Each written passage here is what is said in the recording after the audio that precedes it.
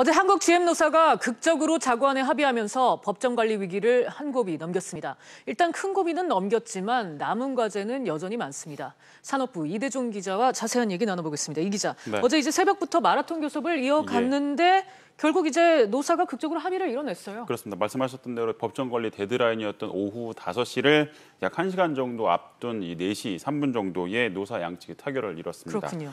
군사공단 근로자 680명에 대한 이 고용 보장 문제에 대해서 접점을 찾으면서 의견 조율이 좀 빠르게 이루어졌는데요. 이들 근로자들에 대해서는 무급휴직은 실시하지 않고 대신에 추가로 희망퇴직을 받기로 했습니다. 또 복리후생 항목에서는 자녀 학자금이나 휴가비 등 일부 비용을 줄이기로 했고요. 또 부평과 창원 공장에는 신차 2종을 새로 배정하기로 했습니다. These are important products that would be high volume products and would be primarily for export purposes. Most of the volume would be exported. 네, 노사가 합의를 이루면서 이제 공은 우리 정부와 산업은행 측으로 넘어왔는데 네. 자금 지원 문제가 이제 본격적인 협상 테이블에 오르겠죠. 그렇습니다. 말씀하셨던 대로 이제부터는 GM 본사 그리고 주채권은행인 산업은행이 이 자금 지원 방식과 규모 등을 놓고 치열한 공방을 벌일 것으로 보이는데 GM은 한국 GM에 빌려준 27억 달러, 우리 돈으로 약 2조 9천억 원 가량이 있는데 이 자금을 주식으로 바꾸겠다 이렇게 주장을 하고 있습니다. 쉽게 얘기하면 자기네들의 그 어떤 이자 비용을 좀 줄이겠다 이런 심산으로 풀이됩니다. 네.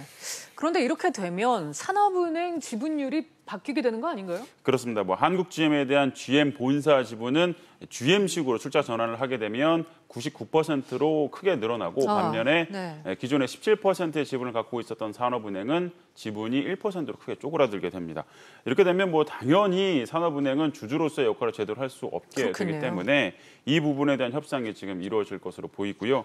앞서 말씀드렸던 2조 9천억 원에 대한 출자 전환 그리고 3조 원에 대한 신규 투자를 GM 본사 측은 카드로 제시를 했고 대신에 한국 GM 공장을 외국인 투자 지역으로 유치해달라. 그리고 산은이 5천억 원 신규 투자를 해달라. 이렇게 요구를 하고 있는 상황입니다. 네, 이 정부나 산은의 협상은 이제 지켜봐야겠지만 이렇게 고비를 넘기고 나서 GM의 철수 가능성 이제 완전히 사라졌다고 봐야 할까요?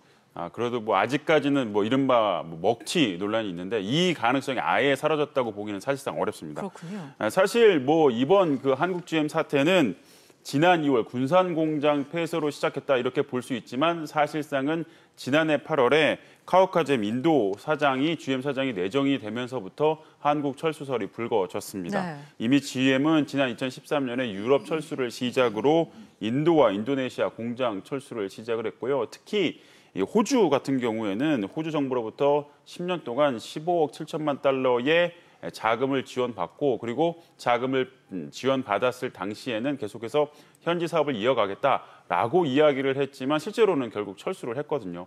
호주 정부, 이 호주 사례 같은 경우는 우리에게 좀 여러 가지 의미를 시사한다 볼 수 있을 것 같습니다. GM이 언제든지 철수 카드를 꺼내들 수 있다는 거 유념해야 될 것 같습니다. 이 기자 얘기 잘 들었습니다.